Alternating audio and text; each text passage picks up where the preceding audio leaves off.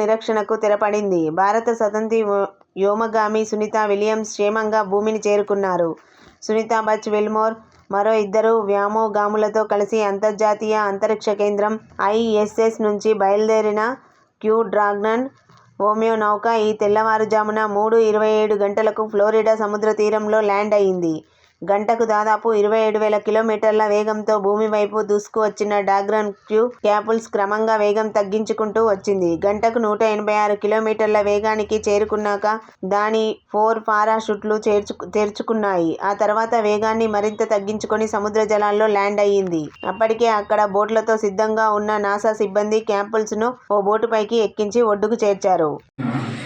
జిల్లా కలెక్టర్ శ్రీ ఆదర్శ్ సురభి గారికి, అలాగే DMHO మరియు వైద్య విభాగం నుంచి చేసిన మిగతా డాక్టర్లకు, మా జర్నలిస్టు సోదరులకు, ఈ వైద్య శిబిరం కోసం వచ్చినటువంటి నా జర్నలిస్ట్ మిత్రులకు అందరికీ ఈ సందర్భంగా శుభాకాంక్షలు తెలియజేస్తూ అందరూ ఆరోగ్యంగా ఉండాలని ముందుగా కోరుకుంటున్నాను. ఈ యూనియన్ దాదాపు 70 సంవత్సరాల చరిత్ర. వనపర్తిలో ఈ యూనియన్కు 40 సంవత్సరాల చరిత్ర. ఇక్కడ నేను ఫౌండర్. అయితే యూనియన్ అని కానీ, జర్నలిస్ట్ అని కానీ, అసలు జర్నలిజంలోకి 4 దశాబ్దాల క్రితం అడిగిడడానికి ప్రధాన కారణం పేద ప్రజలకు సేవ చేసేందుకు ఇంతకంటే మించిన గొప్ప అవకాశము ఇంకోటి లేదని నేను భావించిన. ఆ నెపంతో నేను ఈ ఫీల్డ్లోకి వచ్చిన. తర్వాత నేను దానికి కట్టుబడి పని చేస్తున్నా.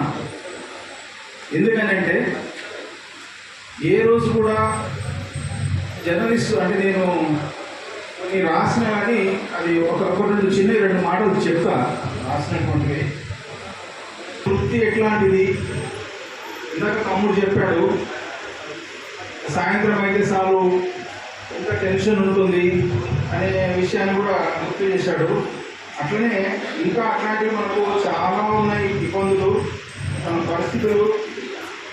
సరే ఎన్ని ఏమున్నా కూడా జర్నలిస్టుల పరిస్థితి ఏంటిది, దాన్ని ఎట్లా మార్చుకోవాలి, మనం ఎట్లా ఈ తట్టుకొని మన వృత్తికి న్యాయం ఎట్లా చేయాలి, ప్రజలకు సేవ ఎట్లా చేయాలి అనే విషయంలో మనం ఏమాత్రం వెనక్కి పోకుండా ఇప్పటి వరకు కష్టపడి పనిచేస్తున్నటువంటి నా జర్నలిస్ట్ని అభినందిస్తూ, మనం ఆరోగ్యంగా ఉంటేనే మనం విలువలు బాగుంటాము.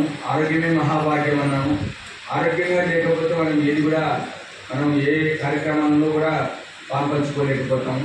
ఆ రకంగా మనమందరం కూడా ఆరోగ్యకరంగా ఉండాలనే ఉద్దేశంతో ఈ యొక్క ప్రోగ్రాం పెట్టడం జరిగింది. దీనికి సహకరించిన మెడికవర్ హాస్పిటల్